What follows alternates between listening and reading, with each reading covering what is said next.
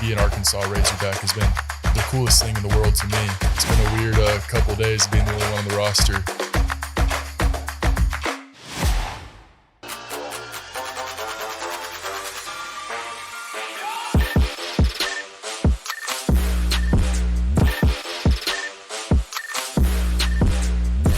I'd like to welcome everybody to the Coaches in the Mouth pod. This is Coach Jeff Williams along with Coach Bray Cook and the Mouth Brent Bender. And we got a great special guest, a man that's been all over the internet, the most popular Razorback basketball player right now, Lawson Blake. Lawson, welcome to the show. Great to be on here. Thanks for having me. Well, we're excited, Bray. But we're back at Ben's apartment here. Coach, we have the entire Arkansas men's basketball team here at Ben's apartment, which is pretty fantastic. It's pretty cool to have Lawson here. Thanks for coming. Obviously, Ben's apartment's a special place. Our second episode here, Coach. Yeah. And I think it's going to be a routine thing. If you're interested, like I said earlier on a couple of those other episodes, FayettevilleSecret.com is how you get involved here. Membership only kind of club situation. You can go and apply for a consultation, get with Don, and they'll get you hooked up. Man, great setup. Yeah, and great coffee too. They do coffee in the mornings. Unbelievable. Well, let's get off the coffee. We're enjoying the coffee a little bit. Let's get into Lawson a little bit. Man, you've been all over the internet. I mean, everywhere you go. And what's kind of neat, I've got to know you over the last couple of years a little bit, and I'm sitting there going, hey, I know that guy. And talk to us a little bit about that situation. I mean, you're on the team. Coach Muss leaves, and the excitement with Coach Calipari coming in. Talk to me. You're just all over the place. What's your thoughts right now, kind of going into it, just on the fact of you're everywhere and you're kind of the Lone Ranger a little bit right now. Yeah, never ever would have expected it. A couple weeks ago, season ended. Some guys hit the portal. Guys graduate, lose eligibility. Roster kind of shrinks down, and just one by one, guys keep leaving. And then, of course, Muss leaves. That takes a couple players out, takes some recruits out, and somehow ended up just me. It's been a weird couple of days being the only one on the roster, but I'm not worried about it. I think we'll be all right, but yeah, it's been good. Well, but you've seen this a little bit. I mean, not a coaching change, obviously, but every year you've been on the team 3 years or whatever, and there's always been a huge roster change. Obviously, what makes this different? Just the coaching change, or the amount of people that they've gotten in the portal and that part of it? Yeah, I think the coaching change had some to do with it.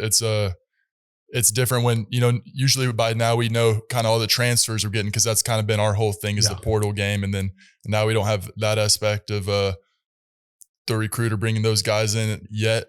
It's been working on it. But yeah, it's been a very high turnover. Like you said, we're used to seeing that some, but it was just all out this year. Well, it's kind of crazy time. Talk to us a little bit about you. I mean, let's get into, your what you're majoring in and having to balance, you're going into the medical field, right, and high academic standards and being on the basketball team and being able to balance that. Talk to us a little bit, what's your major. Talk to us a little bit about your family. Talk to us a little bit about just who you are. Mm-hmm. So I am a pre-med student. I'm doing a extra science major, biology minor. I'm going to take the MCAT this summer, hope to get into medical school after this year. But it's a difficult balance, as you can imagine. There's a lot of hours in our academic success center and our library, a lot of late nights in hotels, but I think it'll be worth it. It's a grind, but I've enjoyed it so far. Starting to see the light at the end of the tunnel a little bit, getting a little bit closer, finishing up my junior year.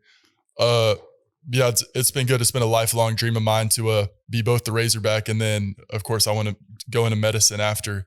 So it's been very fulfilling to me to kind of see both those things been working out well so far. And being a local kid, graduating from Fayetteville High School, I mean, how cool is that with your family living in Fayetteville, being able to come to a lot of your games, your mom and dad and your sisters and brothers and all that part of it?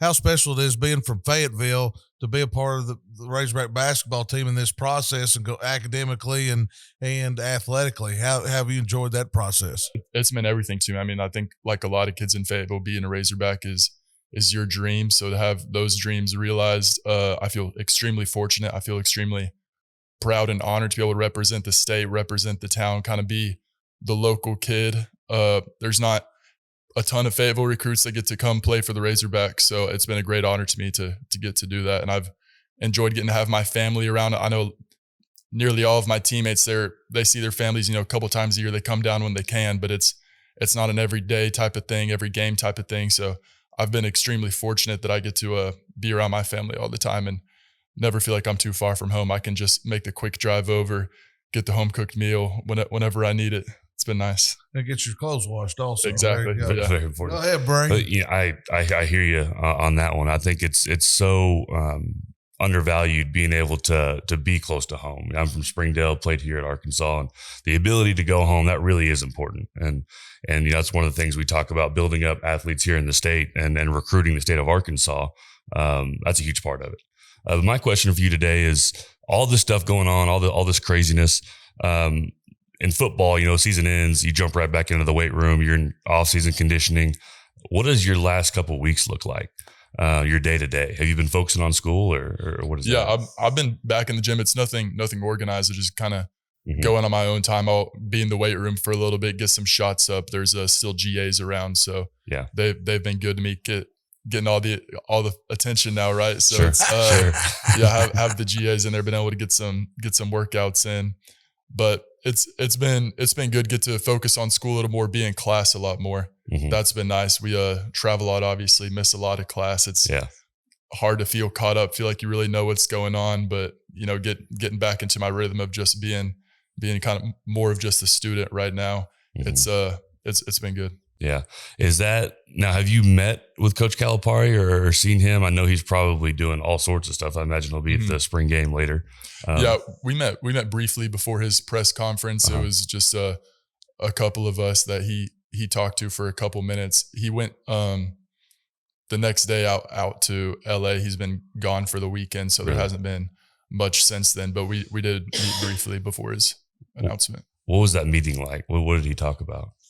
It was good. He just talked to me and the two other guys, just kind of trying to get a feel for what everyone's wanting to do. He was, you could tell he cared a lot. He told us, he's like, I feel sorry for you guys. I mean, this is not what anybody signed up for, what anybody had in mind going into this. It's a tough situation, and it's different than how things would have been even just 5 years ago with the portal action going on. But he said, whatever you guys need, just let me know and I can help you. If you're trying to go to a different school, just tell me. I guarantee you I know somebody at that school.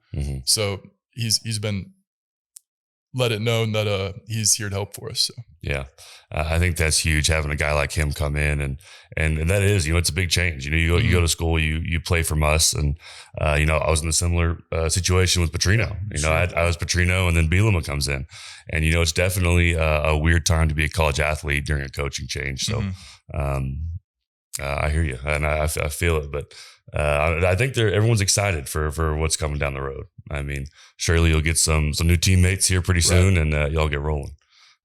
Brent?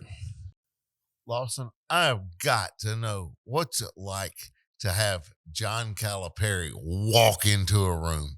Or were you just in awe? Or it was how was that? Yeah, I mean, he's a Hall of Fame coach. He definitely had the aura. As soon as he walks in the room, it's kind of all eyes on him. It was surreal to be face to face with him like that, shake his hand, not just in an after game handshake line, but be really face to face conversation with him. Was an extremely cool moment, something I'll never forget.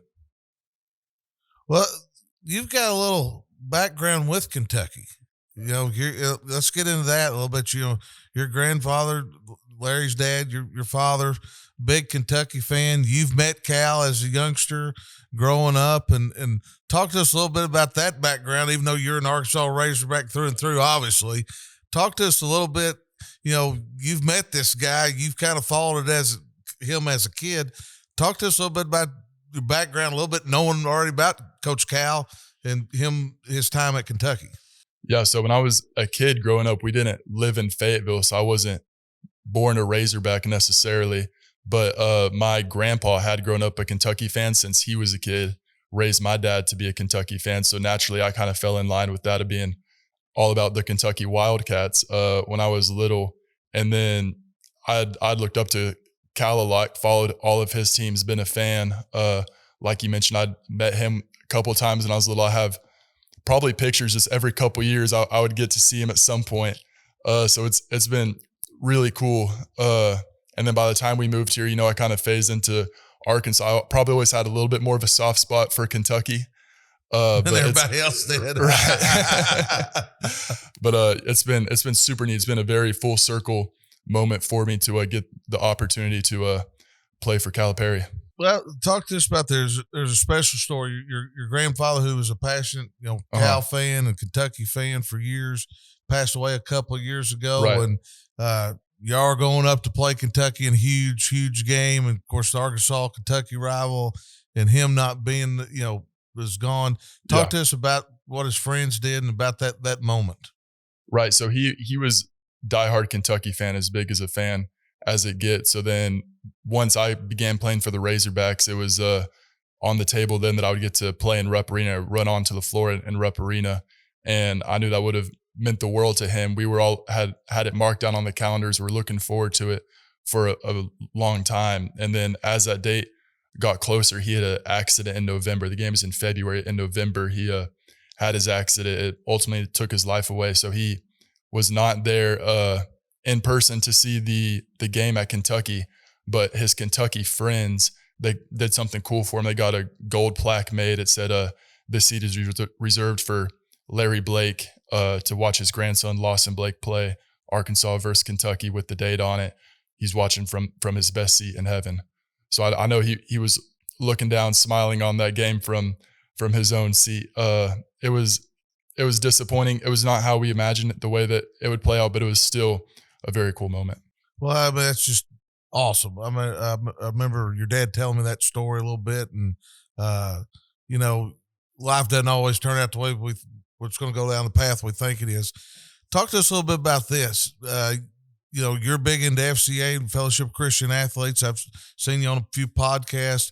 Talk to us about how important that role is to you as a teammate and you interpersonal, being involved in Fellowship of Christian Athletes.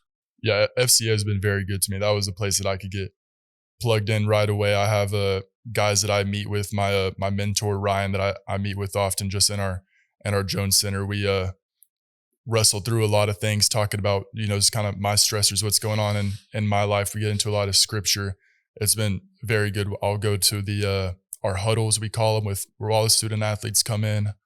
Been doing it for 3 years now. And then we also will do our team huddles with Cortez, our FCA director. It's been very cool to kind of have that aspect of the Christianity and the faith also along with the sports. I feel like it's really strengthened the relationships that I have with my teammates and really made it a better student athlete experience for me. Well, cool deal, Bray. Speaking on FCA, that was a huge, part of my college experience as well, coming out of high school and here to U of A. What are some of the things that y'all do? I know there's camps and trips, and do you participate in those or work any of those things? I haven't been able to. We'll help advertise a lot of the camps. We haven't been able to get out there as much as we would like to, Mm-hmm. but the camps are really cool, and I would encourage anyone that has the opportunity to do that, go do it. Yeah, that's one of the things. My experience, those guys that I went on those camps with, actually Max Hotelling, our defensive coordinator at P Ridge, we didn't think about it, and we were sitting there talking with one of the FCA representatives last year, and him and I met at an FCA camp in like 9th grade. And then now we work together, 15, 20 years later. So those FCA experiences are really good. What are you looking forward to this next basketball season? Well, what are some of your goals and some of the things that you want to achieve over the next 10 months?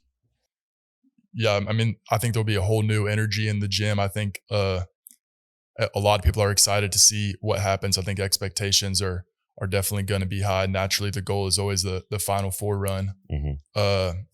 For me, I just want to win games for Arkansas and help the guys around me get better, whatever I need to do Mm-hmm. to do that. But I think we could have a really special season. I think Calipari is the number one guy that could get us there. Having no roster at this point, Mm-hmm. if it was maybe anybody else, there'd be some concerns, but he's the best recruiter in college basketball. I don't think anyone's worried about it. I think by the end of the week, we'll have some pieces coming in that could do a lot for us. And you might not, I guess, know kind of the inner workings of it, but do you have any information on the NIL situation behind Arkansas Edge, or how any of that works? Any insight that you could provide to us that don't know? Yeah, not any insight. That's something that I haven't had discussed with me, but I've been seeing the same numbers that everyone else sees. I mean, it looks like it could be huge. It could be a major game changer. Yeah. It's we've been really fortunate to have the people in Northwest Arkansas, like the Tysons, stepping up, making this deal happen. But it looks like it could do a lot for the program, not just this year, but for the coming years as well. Yeah, and you mentioned you're focused on trying to get back to the Final Four. Go for a run in March. You've been on a couple runs in March. What has it been like throughout the March Madness throughout your career? What are some of those experiences? Yeah, I mean, I think March Madness is as good as it gets. Getting on the big stage, I think it's the best event in all of sports. It's been super cool to be a part of, super cool to go on those runs. It's I think it's made me hungrier to get a little further now, because I've gotten the taste of it, getting to that Elite Eight, coming close, getting to the Sweet 16. But it also made me realize how hard it is, and how hard you have to work to get to that spot, to be a Final Four team. Yeah. So we have a ton of respect for the teams that accomplish it. We think that we have it in us. It's in our program. You can see the track record. It's been there. So we want to get it done again. It almost looks like you've gone there, you've seen and experienced it. Not that the magic is lost or anything, but it's almost like now it's a business trip, right? You're there to win and compete. Is there a difference there in enjoying it versus we're there to win basketball games? Yeah, I mean, everyone's focused, no doubt. You go there on a business trip to win. There's a time and a place for when it is cool to kind of take a step back and realize everything that's going on and soak it in and enjoy the moment, because it's still sports. It's meant to be enjoyed, but no doubt we go in there to win, and once the ball is tipped, it's all game on from there. Yeah. Brent? Well, Lawson, I just want to tell you, I can only imagine how excited you are as a player to see what the next months bring to the team.